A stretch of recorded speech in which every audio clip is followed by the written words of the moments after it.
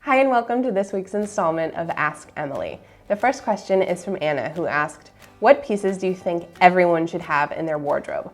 So obviously this depends on your age, where you are in your life. Had I been asked this question at 5 years old, I probably would have said a tutu and a fireman's hat, because that was pretty much my go-to uniform. But that being said, now I would probably say a black blazer, a trench coat, a white button-down, a striped shirt, a pair of jeans that you feel fantastic in. It doesn't really matter what style, as long as they make you feel great.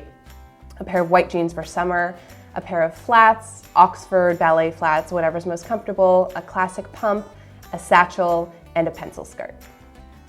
So this question isn't from anyone in particular, but it's one that I get asked often, which is how to make money from your blog. Well, to begin, don't start a blog in order to make money. It's really not a viable business solution. But that being said, if you do have a blog and you start to garner a good amount of traffic, you can look into ways to monetize. And for me, there are three main ways. The first is with advertising. You can join an ad network, and that network will essentially sell the ads on your site, which will make you money and can let you concentrate on things like creating great content. Just don't put up ads all over your site just because it's going to really ruin the site experience for your readers. The second is with affiliate links, which means if you're going to be linking to something anyway, like a cute dress, based on how many sales there are, you can get a commission of those sales. It's just important to only link to things that you really love, not because you think you're going to make money. And the last way is with sponsored posts. And this is in collaboration with a brand in which they have posts on your site. But just make sure that you're remaining authentic to your brand. You give up a little bit of your creative control in doing this, so you just always want to make sure that it's a perfect fit. This question is from Claire, who asked, how do you go about decorating a space when you're renting, when you know you will probably have new inspiration when you buy a home in the near future? So we're also currently house hunting, and I know how antsy you can get in your current space if you're renting. But the most important thing is to just make sure your current place is comfortable, it's cozy, and to really hold off on buying any big ticket items, larger things that are going to be harder to move into another home and they might not work as well, like a big couch or a table, even rugs.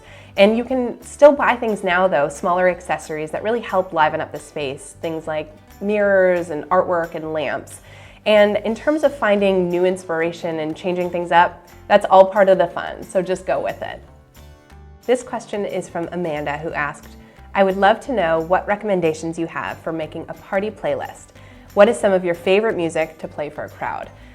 Well, part of me here is still mourning the loss of mixtapes because I was the queen of transitions between songs. But since I'm not in high school anymore, when we entertain, I really like to get things kicked off on the right foot. So I like to have bands and songs that people know.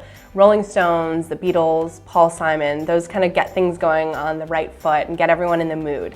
That being said, throughout the night, you kind of want to take things down a notch because you never want the music to kind of overwhelm the conversation. So things like singer-songwriters is always good for really nice music without it being too loud or obtrusive. My favorites are Ryan Adams, Ben Harper, and Griffin House. I hope this helps. And that's it for this week's installment of Ask Emily. And make sure to keep sending in your questions to me via the comment section on my blog or via social media with the hashtag AskEmily.